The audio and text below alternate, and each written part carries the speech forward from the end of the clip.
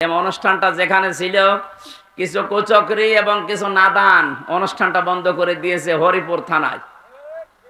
এরা জাতীয়তাবাদীর দলের নাম নিয়েছে। আমি ওই লোকটাকে উপরে পৌঁছিয়ে দিয়েছি।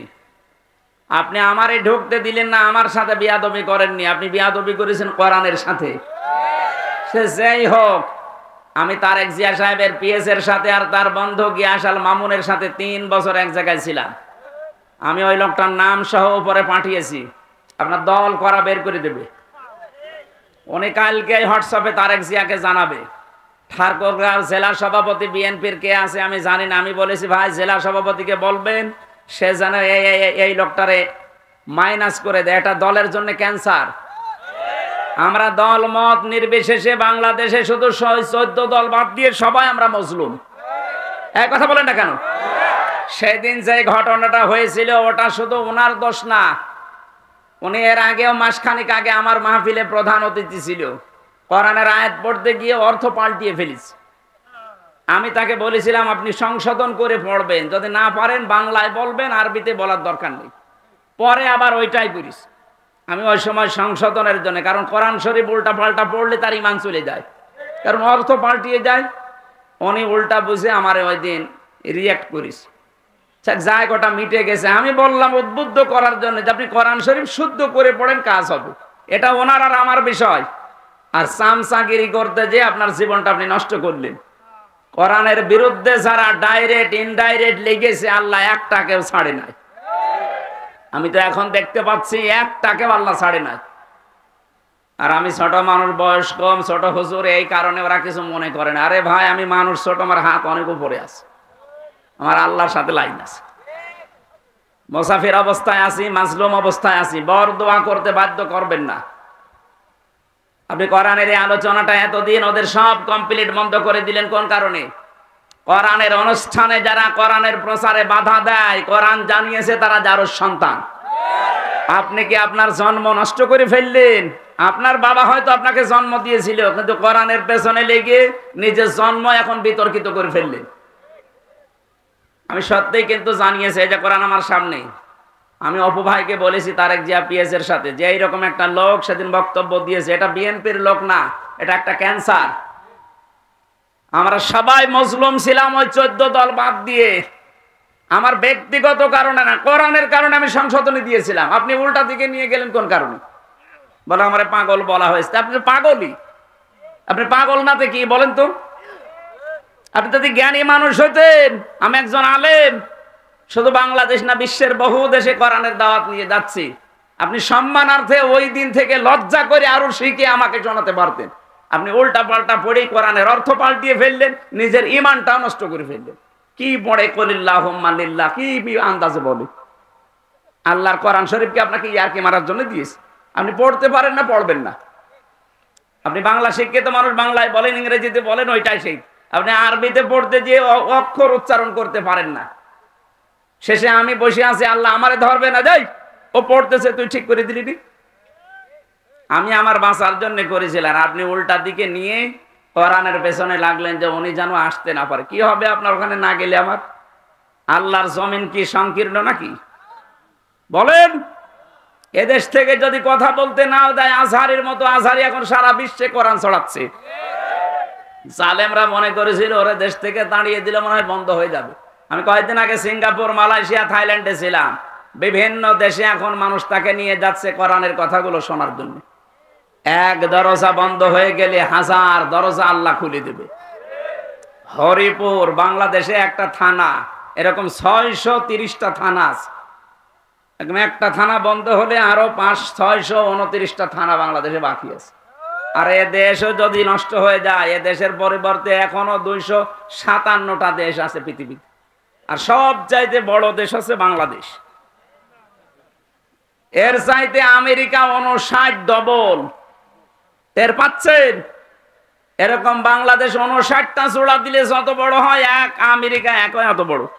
ওই দেশে যদি আমি এই যে কয়েকদিন আগে ভিসা পেয়ে গেছি, প্রসেসিং চলছে, যদি চলে যায় বলেন তো, আমার যদি 100 বছর হায়াত থাকে, তো এই দেশের মতো 59টা দেশ সারা জীবন কোরআন প্রচার করলে শেষ করা যাবে?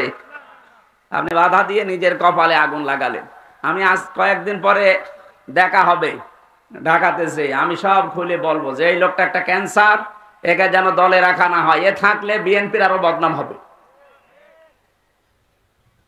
মাদ্রাসার মাহফিলে 4-5 দিনে ওনারা ওইটা বাদ দেওয়ার কারণে কি একটা অ্যাকশন নিয়েছিল, আমার মনে হয় জালেম যারা পালিয়ে গেছে তারা ওই অ্যাকশন নিত না। মনে হচ্ছে যে মস্তানি করার আর জায়গা পাচ্ছে না, আমির হামজাকে নরম পিস। আমি তো মাজলুম মানুষ, এমনিতে জীবনটা শেষ করে দিয়েছে জালেমরা, আবার আপনি যন্ত্রণা দিলেন। আমার মন থেকে কোনো কথা যেন বের করাতে বাধ্য করবেন না, তাহলে কবুল হয়ে যাবে। আল্লাহ আমাদের বাঁচান, বলে না আমিন।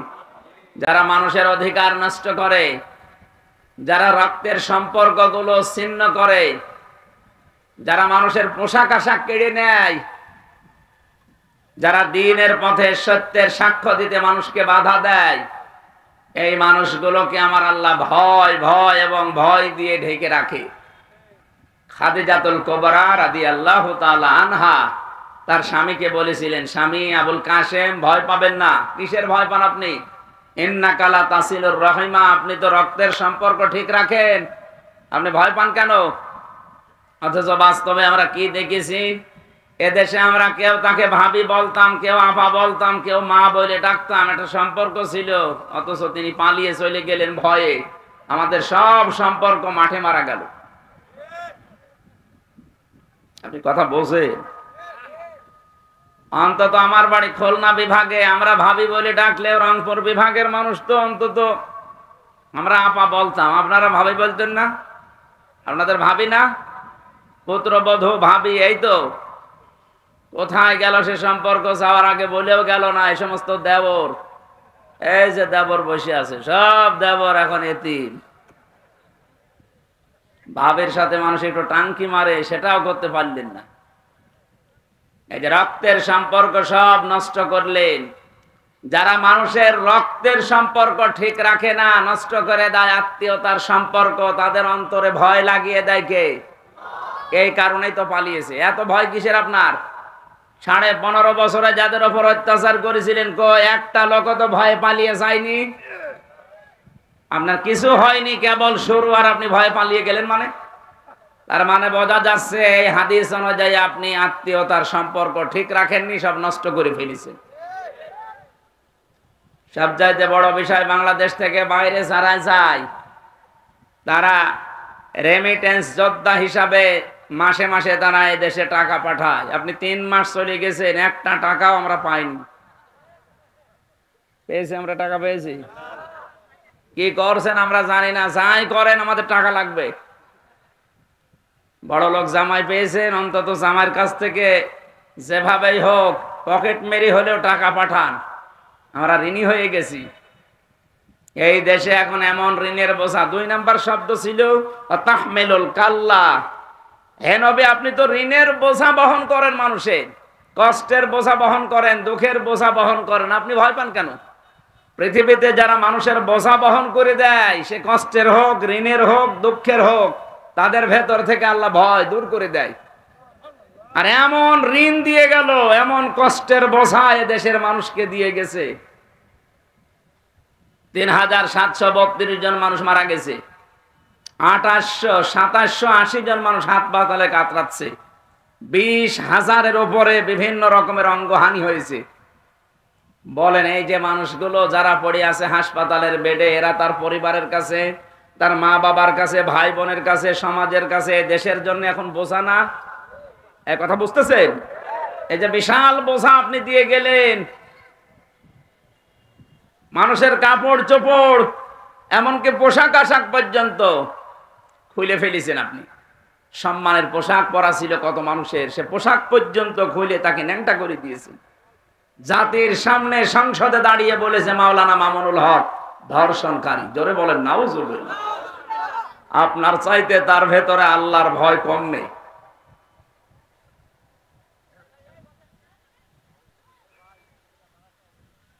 অতঈনু আলা নাওয়াইবিল হক, আপনি সাহায্য করবেন হককে প্রতিষ্ঠার জন্য, করেননি। হক আরো যেন বিদায় হয় সেই ব্যবস্থা করে ফেলেছিলেন। এই জন্যই যত রকমের ভয় আল্লাহ মানুষের উপরে চাপিয়ে দিয়েছে।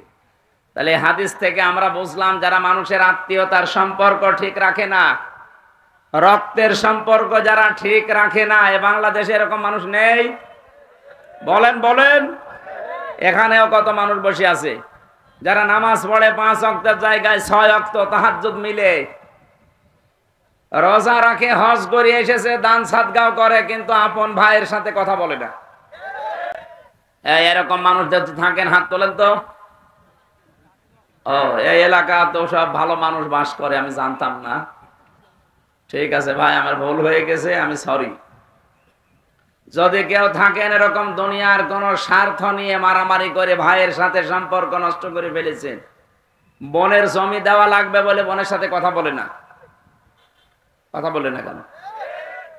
আপনি নামাজ পড়েন, রোজা রাখেন, যাই করেন, হজ করে আসেন, আপনার হজ বাংলাদেশে আসেনি, জেদ্দার বিমানবন্দরে পড়ে আছে। সুতরাং এগুলো যারা করছেন এক্ষুনি জীবনকে পাল্টাবেন, নয়তো যত রকমের ভয় কিন্তু আল্লাহ আপনার ভেতরে দিয়ে দেবে। রাতের বেলা টয়লেটে যাবেন, তাও ভয়ে যেতে পারবেন না। আমি একবার নাটোর থেকে বাড়ি যাচ্ছিলাম, নাটোর পুলিশ গাড়ি থামিয়ে বলছে, হুজুর গাড়ির সামনে মুফতি আমির হামজা লেখা আছে, এই জন্য গাড়ি থামালাম। কেন? ফু দিয়ে দেন। কিসের ফু? ডিউটি করছিলাম, হঠাৎ দেখলাম এই তাল গাছের ভেতরে কি যেন নড়ে উঠলো। না, এ ফু দিয়ে হবে না, আপনি হয়তো কারো অধিকার নষ্ট করছেন, আপনার দ্বারা কোনো মানুষের হক নষ্ট হচ্ছে। আপনার দ্বারা যে সম্পর্কগুলো ছিল, হয় আপনার ভাইয়ের নাই, বোনের নাই, ছেলে মেয়ের নাই, যে কোনো আত্মীয় স্বজনের সম্পর্ক হয়তো নষ্ট হয়ে গেছে, এই জন্য আল্লাহ আপনার ভেতরে ভয় তৈরি করে দিয়েছে। আমি শুধু পুলিশকে বলি না, সবাইকে বলছি, যার সাথে যার রক্তের সম্পর্ক আছে এটা কিন্তু নফল না, এটা ফরজ। বিশ্বনবী বলেন, আল্লাহ সব কিছু তৈরি করার পর এই যে রেহেম, যেটা রক্তের সম্পর্ক, আত্মীয়তা, এটা আল্লাহর পা চেপে ধরেছিল। ডাক দিয়ে বলে, মাবুদ তুমি আমার সম্পর্কে তো কিছু বললে না, সবার সম্পর্কে কম বেশি তুমি কিছু বললে, আমি কি আমার সম্পর্কে কিছু বলবা না? আল্লাহ পাক বলেন, শোনো, তোমার সাথে সম্পর্ক যারা ঠিক রাখবে, আমি আল্লাহ তাদের সাথে সম্পর্ক ঠিক রাখবো। তোমার সাথে যারা সম্পর্ক ঠিক রাখবে না, যারা তোমার সাথে সম্পর্ক কাট করে দেবে, আমি আল্লাহ তাদের সাথে সম্পর্ক নষ্ট করে ফেলবো। বলেন নাউজুবিল্লাহ। কত বড় বিষয় দেখেছেন? অথচ দেখতে মনে হয় আকাশ থেকে কেবল জিবরাইলের ভাই পালিয়ে এসেছে, অথচ নিজের আপন বোনের বাড়ি যায় না। এক কথা বলছে না কেন? আরে সম্পর্কগুলো নষ্ট করার পেছনে ভূমিকা পালন করে ওর বউ। কি বলেন? ওর বউকে পানি পোড়া খাওয়ায় ওর বউর মা আর ওর বড় বোন। ওখান থেকে শুধু ঔষধ দেয়, আর কতদিন একা একা থাকবে এইভাবে? আলাদা হয়ে যা, তোর ননদ দেবরে সব শেষ করে ফেললো, আলাদা হয়ে যা, আরামে খেতে পারবি। এরকম ক্রমন্তনা দেওয়ার মতো মানুষ দেশে নেই। হাজারো বউ এই মন ছোট হওয়ার কারণে আজ হাজারো পুরুষ মানুষ মা বাবাকে আলাদা করে দিচ্ছে, অথবা শেষ পর্যন্ত বৃদ্ধাশ্রমে রেখে আসছে। এই যে পাশের জেনারেল ইনফার্মারি, এখানে কিশোরগঞ্জে সেদিন গিয়েছিলাম বৃদ্ধাশ্রম দেখার জন্য। দেখি এই পাশে 20 জন, এই পাশে 20 জন নারী আর পুরুষ, মা আর বাবা বসে আছে। ওদের চোখের দিকে তাকালেই মনে হচ্ছে ওরা সন্তানের জন্য বরদোয়া করছে, অথচ ওদেরও আমার মতো ছেলে মেয়ে আছে। না, ঠিক করছেন না আপনি। সম্মানিত মা বোন যারা এসেছেন পুত্রবধূ হয়ে, আজ যা করছেন 20 বছর পরে ওইটাই আপনাকে ফেরত দেওয়া হবে। বলেন, আপনি নিজের মা বাবা, আত্মীয় স্বজন, চাচা খালু মামা আসলে তো পাগল হয়ে যান, আর শ্বশুরের কুলের কেউ আসলে, স্বামীর ভাই, স্বামীর বোন, কেউ আত্মীয় স্বজন আসলে আপনার মন পাওয়া যায় না, মুখ মনে হয় পেঁচা ধরিস। এরকম ছোট মনের বউ দেশে নেই? কার কার বর এরকম মন ছোট? হাত তোলেন তো। আরে ভাই, ক্যামেরা আমার দিকে, হাত তোলেন, অসুবিধা নেই, তোলেন। হ্যাঁ, 2 হাত তুলিস আবার। না, আমি হাসির খোরাকি দেয়নি, ওই যে মহিলারা বসে আছে। সম্মানিত মা বোনেরা, শুধু নামাজ পড়ে রোজা রেখে কালো বোরকা পরে আপনি জীবনেও জান্নাত যেতে পারবেন না। নেককার হওয়ার জন্য চারটা কথা আপনাকে মাস্ট বি মানায় লাগবে। কয়টা? আরো জোরে। এক নম্বরে ইদা নাজারা ইলাইহা সাররাতুহু, তিরমিজি শরীফের হাদিস। নবীজি বলেন, যখন তোমার স্বামী তোমার দিকে তাকাবে বাইরে থেকে এসে, যে কোনো ভাবে স্বামীকে আনন্দ দেবে, এইরকম মহিলা আজ দেশে নেই। এই জন্য অধিকাংশ স্বামী আমরা এখন পরকীয়া প্রেম করি। ওই দেখেন বলছে ঠিক। এই এলাকায় তো সব চলছে মনে হচ্ছে, হ্যাঁ? শরীর চলে না। সম্মানিত মা বোনেরা, আমি আপনাদেরকে ভালোবাসি, এই জন্য আপনারা সেই সেই জায়গায় ভুল করছেন ওইগুলো ধরিয়ে দিচ্ছি। আজ হাজারো স্বামী পরকীয়া প্রেমে লিপ্ত, খালি আপনার এই রেসপন্স পায় না। এই কারণে আপনি মন থেকে বলেন তো, যার পেছনে আপনি ঘোরেন ওর ভেতরে যা আছে আপনার বর ভেতরে তাই নেই, নাকি ওর ভেতরে জিনিসপত্র বেশি আছে? কোন কারণে আপনি ওখানে যান? এই কারণে স্ত্রীর কাছ থেকে আদর ভালোবাসা রেসপন্স পাওয়া যায় না। কথা বলে না কেন? আমি আশা করছি মায়েরা উদার হবেন। 2 নম্বরে ওয়াইদা গাবা আনহা হাফিজাতুহু, স্বামী যখন বাইরে থাকবে, সে শহর হোক আর গ্রাম হোক, স্বামী যখন বাড়ি থেকে বাইরে চলে যাবে কর্মজীবনের জন্য, নেককার স্ত্রীর গুণাবলী হচ্ছে নিজের স্বামীর সম্পদ, সন্তান, নিজের ইজ্জত, আবরু, সম্ভ্রম, এগুলো নিজে যেন হেফাজত করে রাখে। ফাতেমাতুয জোহরা রাদিয়াল্লাহু তাআলা আনহার আগে একজন কাঠুরিয়ার স্ত্রী জান্নাতে যাবে। হযরতে ফাতেমা যে উঠের উপরে চড়ে জান্নাতে যাবে, ওই উঠের দড়ি ধরে নিয়ে যাবে আগে, কারণ উঠ তো একা একা চলে না, দড়ি ধরে নিয়ে যাওয়া লাগে। ফাতেমা তো বসে আছে উঠের পিঠের উপরে, দড়ি ধরে যেই মহিলা জান্নাতে সর্বপ্রথম প্রবেশ করবে তার নাম জামিলা। এই মেয়েটার জীবনে আমি কয়েকটা কাজ পেয়েছি। তার 1 নম্বরে, সে তার স্বামীর হুকুম ছাড়া নিজের বাইরে কোনোদিন যায়নি। সুবহানাল্লাহ বলতে পারেন না? এরকম মহিলা তো এখন ঘরে ঘরে নেই। স্বামী বাইরে যেতে দেরিও মনে হচ্ছে দিন পেয়েছে। কত রকমের উল্টা পাল্টা কথা চালাচ্ছে মোবাইলে, বিভিন্ন লাইনে। কত মানুষকে বাড়িতে নিয়ে এসে প্রেম নিবেদন করছে, বলেন নাউজুবিল্লাহ। দেবর সম্পর্কে গ্রাম অঞ্চলে এই আমলটা নেই। দেবর সম্পর্কে খুব হুঁশিয়ার থাকা লাগবে। বাইরের মানুষের চাইতে দেবরের দ্বারা ক্ষতি হওয়ার সম্ভাবনা বেশি। বলেন না কেন? সাহাবী প্রশ্ন করলেন, হে নবী, দেবর আর দোলা ভাই এই দুইটা সম্পর্কে আপনি কি বলেন? বিশ্ব নবী বললেন, দেবর হচ্ছে মরণের মতো। মরণকে মানুষ যেভাবে ভয় পায়, মেয়েরা যেন দেবরকে ওইভাবে ভয় পায়। অথচ আজ অনেকে সাহস করতে করতে, উদারতা দেখাতে দেখাতে নিজের দেবরকে বলে এটা আমার ছোট ভাই। এমন ভাবে চলতেছে। আরে ভাই, আপনার ছোট আপন ভাই, জীবনে আপনি আপন ভাইয়ের সাথে বিয়ে করতে পারবেন? কথা বলেন।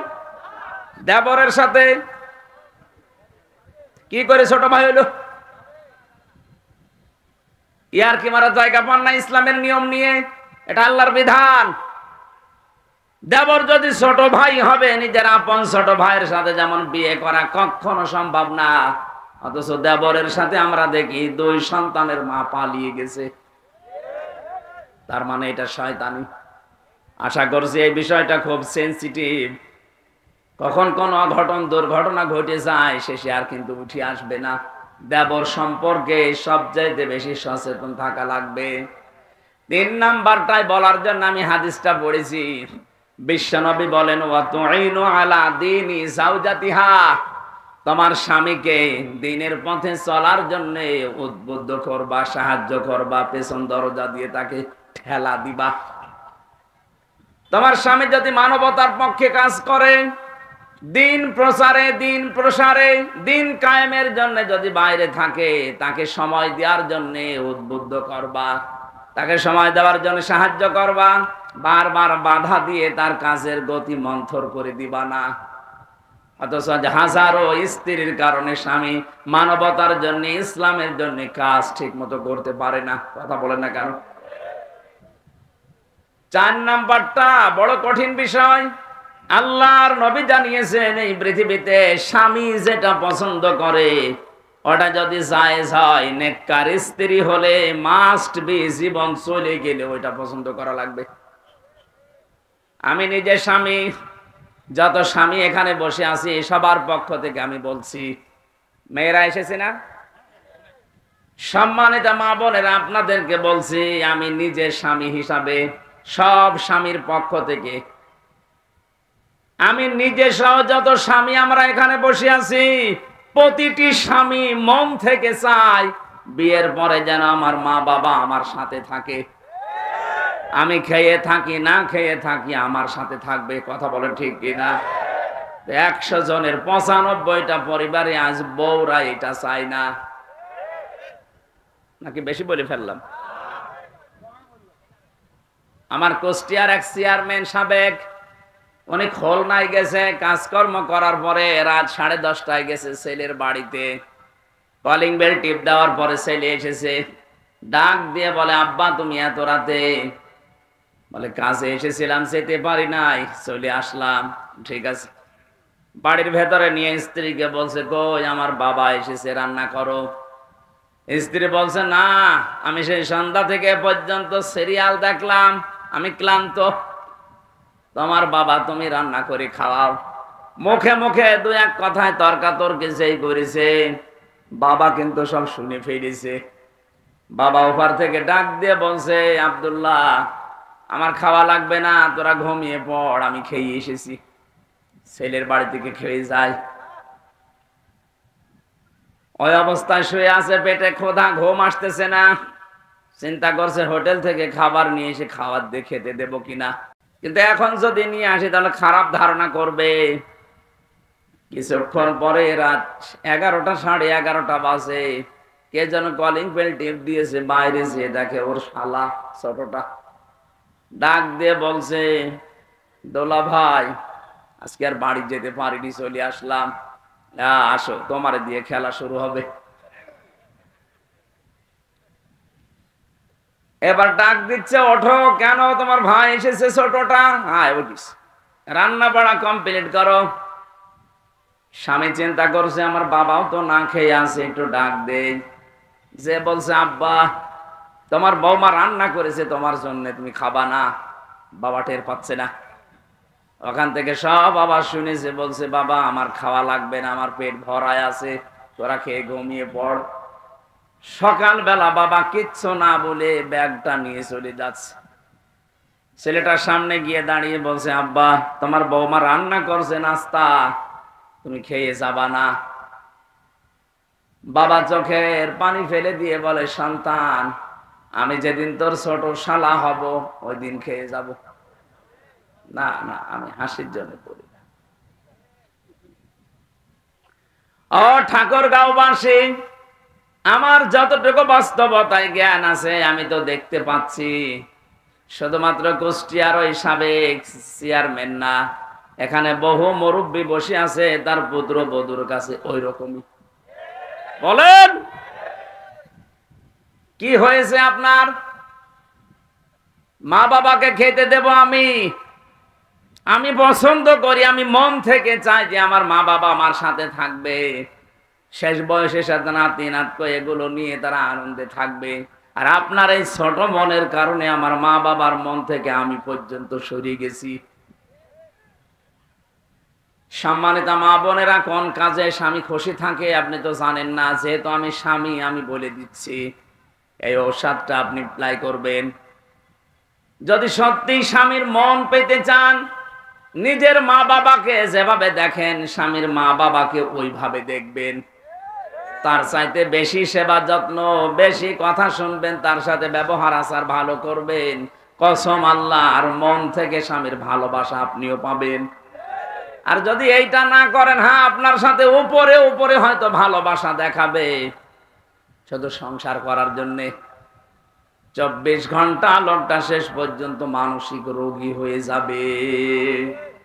আর এইটা আমার এই দেশে 100টার প্রায় 95টা পরিবারে। কথা বলেন ঠিক কিনা? আশা করছি এই ইঙ্গিত দেওয়ার কারণে মা বোনেরা একটু মেনে চলবেন, আমাদের পরিবারটা মিনি জান্নাত হয়ে যাবে ইনশাআল্লাহ।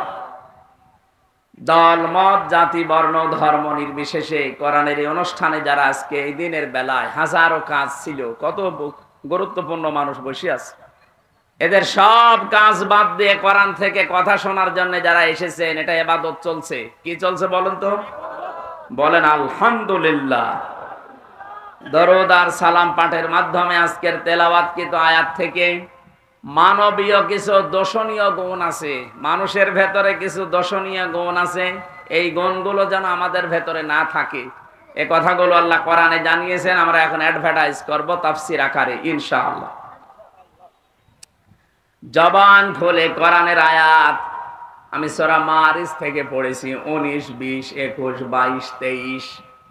এই রুকু থেকে আমরা যতদূর পারি তাফসীর আকারে কথা বলতে চাই। আউযু বিল্লাহি মিনাশ শাইতানির রাজিম। বিসমিল্লাহির রহমানির রহিম। ইন্নাল ইনসানা খুলিকা হালুআ। আল্লাহ পাক বলেন, অবশ্যই আমি মানুষকে অস্থির করে বানিয়েছি। মানুষকে বানানোই হয়েছে অস্থির চিত্র দিয়ে, সব সময় ব্যস্ত মানুষ, এটা মানুষের স্বভাব। তামাম দুনিয়ায় যত মানুষ আল্লাহ পাঠিয়েছে, আদম থেকে শুরু করে আজকের এই দিন পর্যন্ত যে আসতেছে, এখান থেকে কিয়ামত পর্যন্ত যারা আসবে, সবার ভেতরে অস্থিরতা কে দিয়েছেন? মানুষ বানানোর সময় আল্লাহ দিয়ে দিয়েছেন। ইদা মাসসাহু শাররু জাযুআ। এ মানুষ যখন কোনো কষ্ট, বিপদ, মুসিবতে পড়ে, তখন হায় হতাশ করে, হতাশা তাকে ঘিরে ধরে। এইটাও মানুষের গুণাবলী, স্বভাব।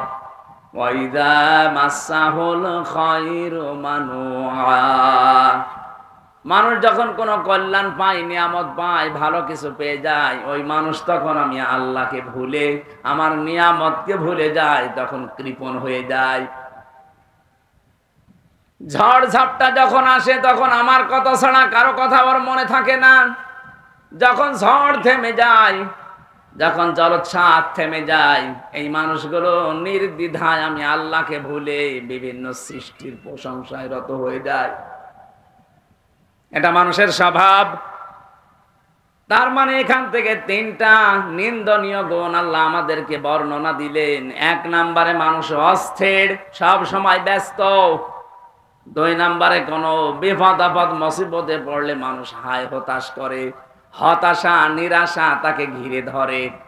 3 নম্বরে কোনো নিয়ামত যদি পায়, কল্যাণ কিছু পেলে মানুষ কৃপণ হয়ে যায়। এই স্বভাবগুলো মানুষের কার? আমাদের ভেতরে নেই? এখানে মানুষ মদ পাচ্ছে যারা বিবেচিত, যার নাম মানুষ, তার ভেতরে এই গুণাবলীগুলো আছে। আল্লাহ বলেন আছে, মাস্ট বি। ইন্না দিয়েছেন, ইন্নাল ইনসানা খুলিকা হালুআ। অবশ্যই, তার মানে আছে। আল্লাহ এগুলো বলতে বলতে এবার হঠাৎ করে আলোচনার ধরন পাল্টিয়ে ফেলেছেন। আল্লাহ পাক এবার ডাক দিয়েছেন, ইল্লাল মুসাল্লিন।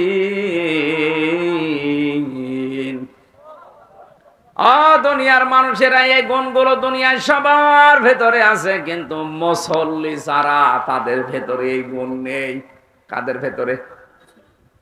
প্রশ্ন আসতে পারে, আমরা কি মুসল্লি না? আমরা নামাজ পড়ি না? হ্যাঁ, নামাজ পড়ি। এখন নামাজ যারা পড়েন, তারা যেহেতু মুসল্লি, কোন নামাজি আল্লাহ এর পরে বর্ণনা দিচ্ছেন, আল্লাযীনা হুম আলা সালাতিহিম দাইমুন। ওই মুসল্লির ভেতরে এই গুণগুলো থাকবে না, যেই মুসল্লি নিয়মিত সদা নামাজ পড়ে। আমরা বাংলাদেশের সাথে দেখবেন, যেই মানুষগুলো সত্যিই নিয়মিত নামাজে মুসল্লি, আর নামাজের পরে 12টা শিক্ষা আল্লাহর পরবর্তীতে দিতে চেয়েছেন, এই মানুষগুলো যদি এই শিক্ষাগুলো দুনিয়ায় অর্জন করতে পারে, অবশ্যই আমার আল্লাহ তাকে এই নিন্দনীয় এই গুণগুলো থেকে বাঁচিয়ে রাখবেন। জোরে বলেন সুবহানাল্লাহ। এটা আল্লাহর রহমত তার উপরে। আপনি এবার মিলান তো আপনার ভেতরে এগুলো আছে কিনা। আপনি তো নামাজ পড়েন দেখি, আপনি নামাজ পড়েন 5 ওয়াক্তের জায়গায় 6 ওয়াক্ত তাহাজ্জুদ পড়েন, আপনি নফল নামাজ পড়েন, সুন্নাত পড়েন, ওয়াজিব পড়েন। এবার দেখেন আপনার ভেতরে গুণ আছে। আপনি অস্থির সব সময় ব্যস্ত নাকি আপনি? 2 নম্বরে আপনাকে বিপদ আপদ আসলে, মুসিবত আসলে আপনি হায় হতাশ করেন, আপনি অস্থির হয়ে পড়েন, আপনি হতাশা আর মনে হয় এ সূর্য উঠবে না, এরকম করেন নাকি? আমি মুসল্লি দেখেছি আমার জীবনে, আমিরে জামাত ডাক্তার শফিকুর রহমানকে, তিনিও মুসল্লি, আমিও মুসল্লি। মাওলানা মামুনুল হক আমার সাথে ছিল জেলখানায়, তিনিও মুসল্লি। মানুষ হিসাবে আমরা দুইজন এক জায়গায় ছিলাম, উনি ছিলেন 4 তলায়, আমরা ছিলাম 2 তলায়। আমরা দুইজনের ভেতরে 3টা বছরে বহু হতাশা চলে এসেছিল মানুষ হিসাবে। ওই লোকটাও তো মুসল্লি, ওখানে তো আমাদের মতো নামাজ পড়ে, কিন্তু আল্লাহ মুসল্লির যে গুণাবলী দিচ্ছেন, যারা মুসল্লি এই মানুষগুলোকে হতাশা ঘিরে ধরতে পারে না, তারা অস্থির চিত্ত হয় না, তারা নিয়ামত পেলে কৃপণ হয়ে যায় না। এত বড় বড় বিপদ তার মাথার উপরে গেছে, কোনদিন আমি তাকে অস্থির দেখিনি। সব সময় শান্ত নির্মল চিত্ত নিয়ে চলাফেরা করে। থোড়াই কি আর কিছু মনেই করছে না, ছেলে সেল খাটতেছে, বউ অসুস্থ হয়ে পড়ে আছে, দলীয় নেতা কর্মীগুলো পালিয়ে পালিয়ে বেড়াচ্ছে, 1 দিন 2 দিন না, 15 বছর। হতাশা তো ঘিরে ধরা দরকার তাকে, অথচ তার মুসল্লি হওয়া এমন পর্যায়ে পৌঁছিয়েছে, কোনো হতাশা চেহারার ভেতরে নেই। মনে হচ্ছে আমার চাইতেও বেশি স্বাভাবিক। আমাকে আরো মাঝে মাঝে আরো টিপস দিত, কিসের হতাশা কাজ করে। মুসল্লিদের ভেতরে তো হতাশা আসার কথা না। দুনিয়া সব যদি একদিকে হয়ে যায়, আমি যেহেতু মুসল্লি, আল্লাহ পাক এই গুণ আমাকে দিয়েছে, আমি মুসল্লি, আমার ভেতরে হতাশা আসতে পারবে না। আরে ভাই, দুনিয়া তো দুনিয়ায়, এটা ধোকার জায়গা।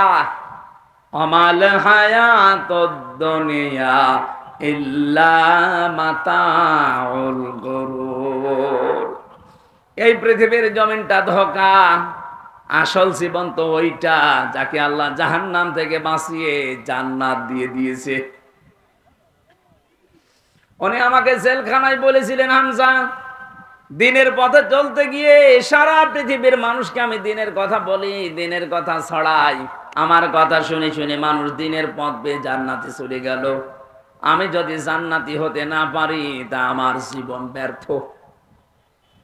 কোরআনে কারিমে আল্লাহ আমাদেরকে সতর্ক করছেন, ফামাঙ্গে সুহসিহানিন নার ওয়া উদখিলাল জান্নাতা ফাকাদ ফাজ।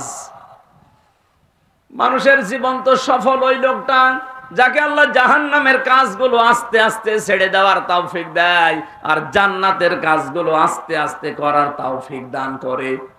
আপনার জীবন সফল হবে তখন যখন আপনি বেশি দিন ক্ষমতায় থাকতে পারবেন। হ্যাঁ, কথা জবাব দেন না কেন? আপনার জীবন সফল তখন যখন পুরা ঠাকুরগাঁও আপনার নামে লিখে দেওয়া হবে। বলেন, আপনার জীবন সফল তখন যখন 2000 বছর আপনি হায়াত পেয়েছেন।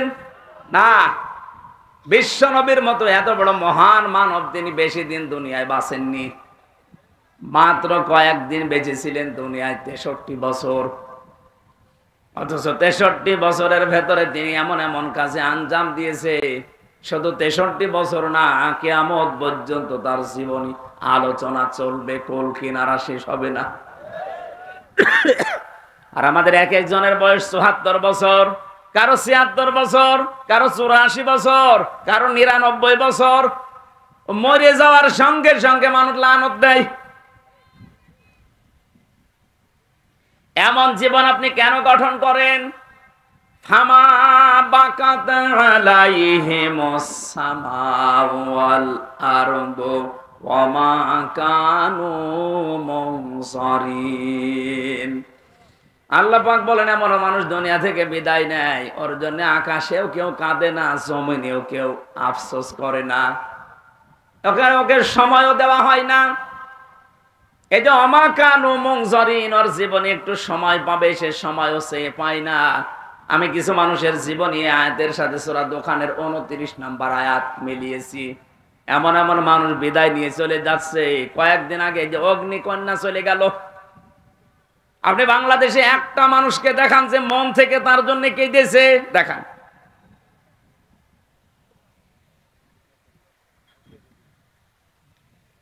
এই জিনিস কি ঠিক আছে? আমাদের উচিত হচ্ছে এমন জীবন তৈরি করা যে জীবনে আসার সময় আমাকে দেখে মানুষ হেসেছিল, কিন্তু যাওয়ার সময় আমাকে দেখলে মানুষ যেন কান্দে। মানুষের ভেতরে এই সমস্ত গুণাবলীগুলো আল্লাহ দিয়েছেন, কিন্তু মুসল্লিরা এই গুণ থেকে, এই নিন্দনীয় দর্শনীয় গুণ থেকে মুক্ত থাকবে। তার মানে আমরা এখনো মুক্ত হতে পারিনি, আমরা কাঙ্ক্ষিত মানের মুসল্লি না, আমরা আন্দাজে নামাজ পড়ছি। আজকে থেকে সিদ্ধান্ত নেন, আপনার নামাজ এমন কায়দা শুরু হবে। হ্যাঁ, কয়েকটা পদ্ধতি আছে। আপনি এখন থেকে মাঝে মাঝে একটু লম্বা সেজদা দেবেন। এই 1.5 মিনিট 2 মিনিট 5 মিনিট না, আধা ঘন্টা 1 ঘন্টা যদি সময় পান, 1-1.5 ঘন্টা একটা সেজদায় কাটিয়ে দেন। দেখেন পৃথিবীর ভেতরে আপনার সম্মান আল্লাহ আস্তে আস্তে বাড়াতে থাকবে। কারণ সেজদায় মানুষ যখন চলে যায়, ওই মানুষটা একেবারে আল্লাহর কুদরতি পায়ের কাছে চলে যায়। বলেন সুবহানাল্লাহ। কোরআনে কারীম জানিয়েছে, মানুষকে আল্লাহর কাছে যেতে চায়, ওয়াসজুদ ওয়াকতারিব।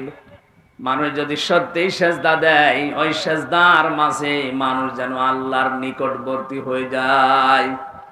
মানুষ এই যে ধনুক মারে, তীর ধনুক, ধনুক মারার সঙ্গে সঙ্গে দুইটা মাথা যেমন এক হয়ে যায়, মানুষ যখন সত্যিকারের সেজদায় যায়, ওই মানুষটা আল্লাহর একেবারে কাছে চলে যায়।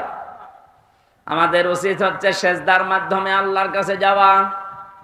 কোন মুসল্লিদের ভেতরে দোষণীয় নিন্দনীয় গুণ থাকবে না? আল্লাযীনা হুম আলা সলাতিহিম দায়িমুন।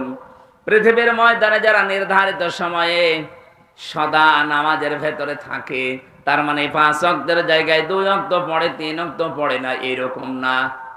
আয়াতের তাফসীরে আমি আর একটা কাহিনী পড়েছি। বিশ্বনবী জানিয়েছেন, কোন মানুষ যদি নিয়মিত কোন আমল করতে থাকে, আমলটা যত ছোট হোক, ওটা আল্লাহর কাছে সবচাইতে দামি। এজন্য 5 ওয়াক্ত নামাজ আপনি মাঝে মাঝে পড়বেন, মাঝে মাঝে বাদ দেবেন না। নির্ধারিত করে নেন, যেটা আপনার জীবনে মাস্ট বি একটা কাজ।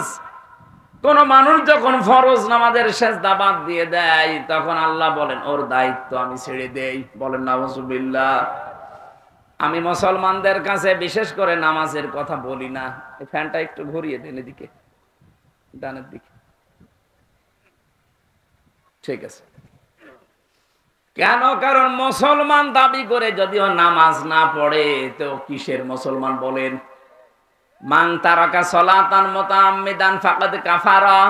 বিশ্ব নবী জানিয়েছেন, যে লোকটা ইচ্ছা করে নামাজ ছেড়ে দিয়েছে, ও কাফের হয়ে গেছে। এজন্য আমরা মুসলিম, আমরা যদি এখন কাফেরদের মতো নামাজের ওয়াজ করা লাগে, তাহলে আমরা কি কাফের না মুসলমান? সুতরাং আমরা যেন মুসলমান দাবি যারা করি, নামাজটা বাদ না দেয়। হ্যাঁ, আপনি সুন্নত নফল ওয়াজিব পড়তে পারছেন না, পরে পড়ে নেবেন, কিন্তু ফরজ নামাজ যেখানে যে অবস্থায় থাকেন, ওযু থাকলে ওযু করে পড়েন, ওযু না থাকলে ওযু করার দরকার নেই। যদি সিস্টেম না থাকে যে ওযু করার জায়গা এখানে নেই, তায়াম্মুম করারও জায়গা নেই, বিনা ওযুতে বিনা তায়াম্মুমে আপনি আন্দাজে নামাজ পড়বেন। যদি মনে হয় যে কোন দিকে পশ্চিম জানি না, দরকার নেই পশ্চিম ঠিক করা। কোন দিকে কাবা শরীফ জানি না, কিছু লাগবে না, যেই দিকে মুখ আছে ওই দিকে আপনাকে নামাজ পড়া লাগবে। কারণ আপনার মনটা আল্লাহ চাই। কি চাই? বলেন বলেন। আজকে থেকে সিদ্ধান্ত নিয়ে বাড়ি যাবেন যে আমি মুসল্লি হতে চাই। জীবন একেবারে চলে যাক। হযরত ওমরের উপরে আল্লাহ এমনি খুশি হয়ে আয়াত নাযিল করেছেন কোরআনে, এমনি না। উনি যখন মারা যাচ্ছিলেন, এই যে চাকু মেরেছিল, ওনাকে ছুরি মেরেছিল, নাড়ি ভড়ি বের হয়ে গেছে। এরপরও যখন জ্ঞান ফিরেছে, জ্ঞান ফেরার সঙ্গে সঙ্গে জানিয়েছে সাহাবীরা, আমার নেতৃত্বে যে ফজরের নামাজ হচ্ছিল, 1 রাকাত হয়েছিল, বাকি 1 রাকাত নামাজের খবর কি? সুবহানাল্লাহ বলতে পারেন না? জীবন মরণ নিয়ে যেখানে টানাটানি, সেখানেও নামাজ বাদ দেননি। অথচ অনেক মহিলা আছে মুরগিকে হাঁসকে খাবার দিতে দিতে উনি মাগরিবের নামাজ নষ্ট করে ফেলেছে। সম্মানিত মা বোনেরা, সাবধান থাকবেন। মেয়েদের সন্তান যখন দুনিয়ায় আসে, প্রথমে কিন্তু রক্ত না, পানি দেখা যায়। এই পানিটা আসার পরে যদি কোনো মহিলার নামাজের সময় হয়ে যায়, তোলার ভেতরে সন্তানের মাথা বিছিয়ে দিয়ে ওই মহিলাকে বলো নামাজ পড়তে। কত বড় গুরুত্বপূর্ণ বিধান আপনি লক্ষ্য করেছেন? মুসা নবীর জামানায় একবার একজন কামার এই যে লোহা পিটিয়ে সোজা করে, হযরতে মুসা ডাক দিয়ে বলে, রব্বুল আলামিন আমার সাথে জান্নাতে সাথী হবে এরকম একজন মানুষকে তুমি দেখাও। আল্লাহ বলেন যে বাজারে লোহা পিটিয়ে সোজা করে কামার, ওই কামার তোমার সাথে জান্নাতে যাবে। হযরতে মুসা বলে, আল্লাহ তুমি আর লোক পেলি না, একটা কামারের নাম বললে, কি করে সে এমন? আল্লাহ তাআলা বলেন, যাও দেখো তার কর্মজীবনটা লক্ষ্য করো। বাজারে গেলেন, দেখলেন একেবারে এক কোনায় এই ঠাকুরগাঁও হরিপুরের বাজারে বা পীরগঞ্জের বাজারের একেবারে এক কোনাতে হাপড় টানছে, লোহা সোজা করছে, মগর তোলে লোহার উপরে মারে। এভাবে যখন একটা মারে লম্বা হয়, আবার উপরে তোলে মারে লম্বা হয়। আমাদের জামানায় যেমন আজান হলে জানি নামাজের সময় হয়ে গেছে, মুসা নবীর জামানায় এক ওয়াক্ত নামাজ ফরজ ছিল। হয়তো নামাজের সিস্টেম ওই জামানায় একটা ছিল। যখনই নামাজের সময় হয়ে গেছে, সঙ্গে সঙ্গে মগুরটা লোহার উপরে না পিটিয়ে পেছন দিক থেকে ফেলে দিয়ে নামাজে দাঁড়িয়েছে। হযরতে মুসা বলে, রব্বুল আলামিন আমি বুঝতে পেরেছি তুমি কেন সুসংবাদ দিয়েছো। এই লোহা পিটিয়ে তারপরে নামাজে যেতে পারতো, পেছন দিক দিয়ে ফেলে দিয়ে ও নামাজে দাঁড়িয়েছে। তোমার বিধান যে এত গুরুত্ব দিতে পারে, তাকে তুমি সুসংবাদ না দিয়ে পারো না। আমাদের জীবনে কিন্তু এখন আমরা কিছু পাইনি। সাবধান, মুসল্লি হওয়া লাগবে, নয়তো এই দর্শনীয় নিন্দনীয় গুণ থেকে মুক্ত হওয়া সম্ভব না। শুধু সুন্দর পোশাক পরলে, শরীরকে পবিত্র পরিষ্কার পরিচ্ছন্ন রাখলে আপনি মুসল্লি হতে পারবেন না। মুসল্লি হওয়া লাগবে আপনাকে নিয়মিত। আজ কত কিছু আমরা চেহারার ভেতরে মাখতে থাকি, চেহারা যেন ঠিক থাকে। এ পৃথিবীতে নারী পুরুষের জন্য সবচাইতে উত্তম মেডিসিন হচ্ছে অজুর পানি। যার শরীরে অজুর পানি লাগে না, কিয়ামতে ওই অঙ্গগুলো কালো কৃষ্ণ হয়ে যাবে। যাদের শরীরের ভেতরে অজুর পানিগুলো স্পর্শ হয়, ধৌত হয়ে যায়, নবীজি বলেন কিয়ামতে এই জায়গাগুলো চমক দিতে থাকবে। এজন্য ওযু করার সময় যতদূর পারেন এই হাতটা ধুয়ে নেবেন। হযরতে আবু হুরায়রা হাদিসটা শোনার পরে তিনি বলেছিলেন, আমি বগল পর্যন্ত ধুয়ে ফেলতাম। কারণ নবীজির মুখে শুনেছি, দুনিয়াতে যাদের নামাজের সময় ওযু করার জায়গাগুলো পানি দিয়ে ভিজবে, ওই জায়গায় চমক দেবে। আমার বগল পর্যন্ত আমি ধুয়ে নিয়েছি, কিয়ামতে আমার পুরা শরীরটাই চমকাবে। আমাকে তো দেখে নবীর উম্মত মনে করা লাগবে, সেটার এটা উত্তম মাধ্যম। আমাকে দেখে যদি মনে করে যে নবী হ্যাঁ এটা আমার উম্মত, কি দেখবে? ফেরেশতা পর্যন্ত যখন মরণের ঘরে মানুষ আছাড় দিয়ে পড়ে যায় বিছানায়, ফেরেশতারা এসে তার চেহারার ভেতরে নামাজের চিহ্নগুলো দেখতে পায়। সূরা নাহলের 32 নম্বর আয়াতে আল্লাহ দলিল দিয়েছেন, আল্লাযীনা তাতাওয়াফাহুমুল মালাইকাতু তাইয়্যিবিনা ইয়াকুলুনা সালামুন আলাইকুম উদখুলুল জান্নাতা বিমা কুনতুম তা'মালুন। বলেন আল্লাহু আকবার। ফেরেশতারা যখন আসবে মরণের বিছানায়, দেখবে আপনি পড়ে আছেন, আছাড় খেয়ে পড়ে আছেন। আল্লাহ বলেন তাজ্জিবিনা, এই তাজ্জিব মানে শুধু পোশাকের পবিত্রতা না, এই তাজ্জিব মানে শুধু দেহের পবিত্রতা না।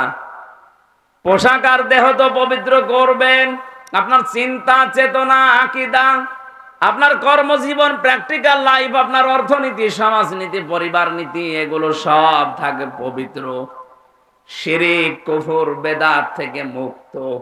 এরকম একটা পবিত্র জীবন যখন ফেরেশতারা দেখবে, বলবে সালাম। শান্তি বর্ষিত হোক আল্লাহর বান্দা তোমার উপরে। উদখুলুল জান্নাহ, ওই জান্নাতে প্রবেশ করো। বিমা কুনতুম তামালুন, যেটা দুনিয়ায় করেছিলে তার প্রতিদান। সুতরাং আমরা মানুষ যেহেতু আজকে থেকে এমন মুসল্লি হওয়ার চেষ্টা চালাবো, এই দর্শনীয় নিন্দনীয় গুণ যেন আমার আস্তে আস্তে আল্লাহ দূর করে দেয়। বলেন আমিন। আল্লাহ এরপরে দিয়েছেন ওই মানুষগুলোর চরিত্র এমন হবে, ওয়াল্লাযীনা ফি আমওয়ালিহিম হাক্কুম মা'লুম লিস-সাইলি ওয়াল মাহরুম।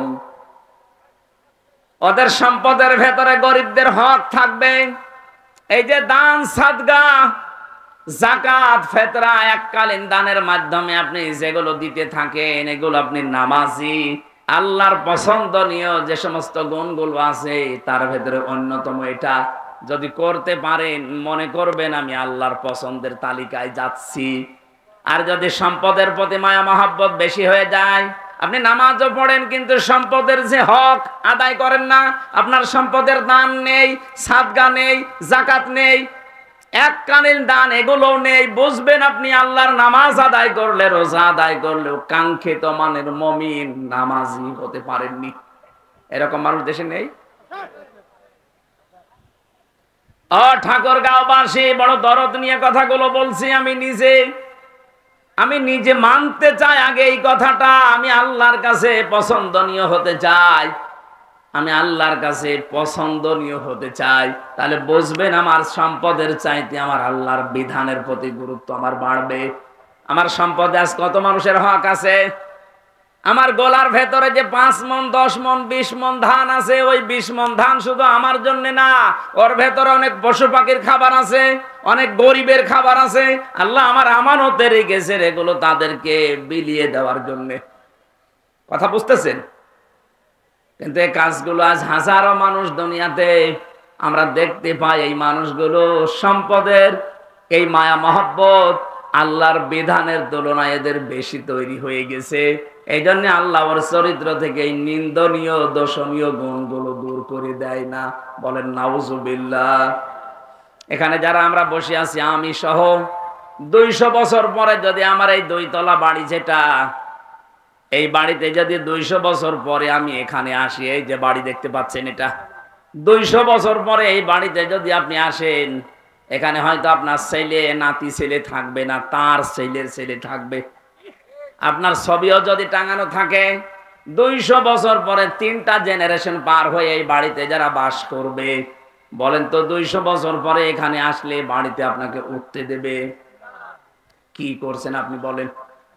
আপনার সম্পদে যাদের হক আছে, হকগুলো আদায় করে যান।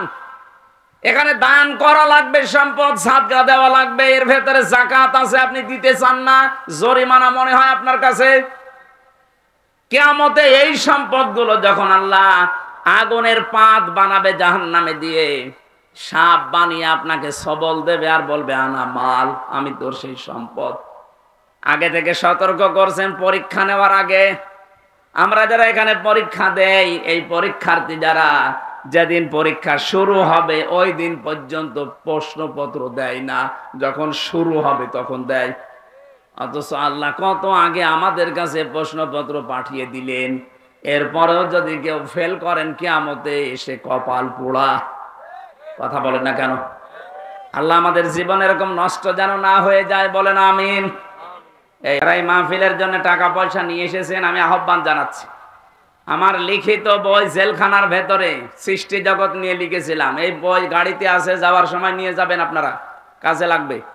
আর যারা টাকা পয়সা নিয়ে এসেছেন দেওয়ার জন্য, হারুন সাহেব কি করেছে আমি জানি না, আপনারা অবশ্যই যে ড্রাম দেওয়া আছে, ব্যাগ করা আছে, দিয়ে যাবেন। এটা নিয়ত করে 10, 20, 50 টাকা যা পারেন দিয়ে যাবেন।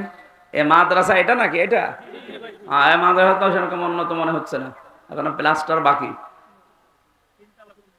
3 তলা পর্যন্ত হয়ে গেছে, ইনশাল্লাহ হয়ে যাবে। আল্লাহর কাজ কোনোদিন বেঁচে থাকে না। আপনার টাকা যদি দিন প্রচারে খরচ না হয়, দিন শিক্ষায় খরচ না হয়, তো টাকা দিয়ে কি করবেন? এ দরবেশ বাবার মতো ডিম খাবেন? দরবেশ ডিম খাচ্ছে। মানব হত্যার দায়ে, গণহত্যার দায়ে এখন ওই লোকদের ফাঁসি হবে।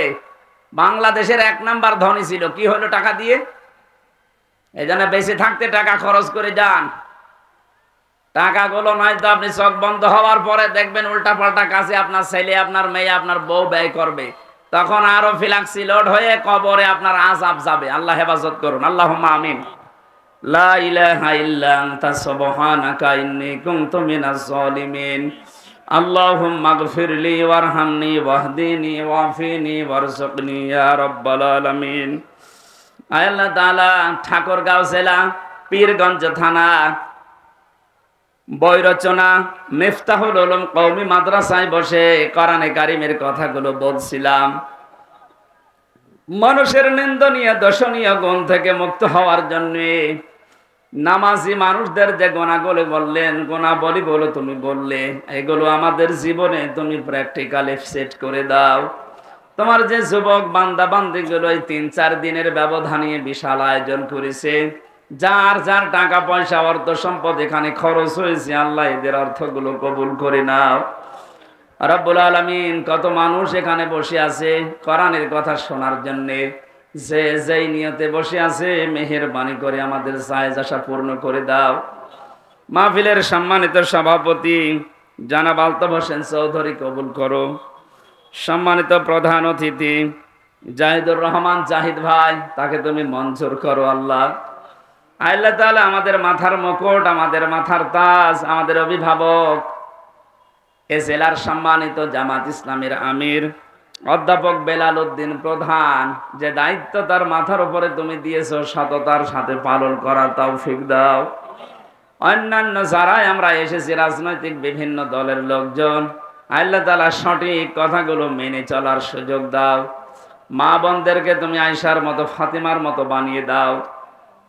এ মাহফিল করার জন্য সত্যিই যারা শ্রম দিলেও, কষ্ট দিলেও, অর্থ দিল, আল্লাহ একটাও তুমি ফেলে দিও না, কবুল করে নাও। প্রশাসনের যে ভাইগুলো এসেছে আল্লাহ, নিজেদের বাবা মা, আত্মীয় স্বজন, স্ত্রী পুত্র ছেড়ে যারা বাংলার বিভিন্ন প্রান্তে দায়িত্ব পালন করে, এই প্রশাসনের উপরে আল্লাহ তোমার রহমত নাজিল করো। এদের শরীরকে সুস্থ রাখো, এদের এই ডিউটিটা তুমি ইবাদত হিসাবে মঞ্জুর করে নাও। আমার কণ্ঠটা তুমি ভালো বানিয়ে দাও, আমার শরীরটা সুস্থ করে দাও। আগামীতে এই অনুষ্ঠানটা কোরআনের জন্য আরো বড় করে কবুল করে নাও। আল্লাহ তাআলা চর্ম চোখে আমাদের দেখতে বড় স্বাদ জাগে, তোমার কালাম দিয়ে দেশটা চলছে। জীবনে কিছুই যদি তোমার ভালো না লাগে আল্লাহ, এটা দেখার তৌফিক দিও যে ৫৬,০০০ বর্গ মাইল কোরআন দিয়ে চলছে। হাফেজ শাহিনুর রহমান এসেছে, আল্লাহ তাকে কবুল করো। মাওলানা হারুন রশিদ, হোসাইন আহমেদ, মাহফুজ সহ যত আলেম ওলামা বসে আছে, আলেমদেরকে আলেম হিসাবে মঞ্জুর করো।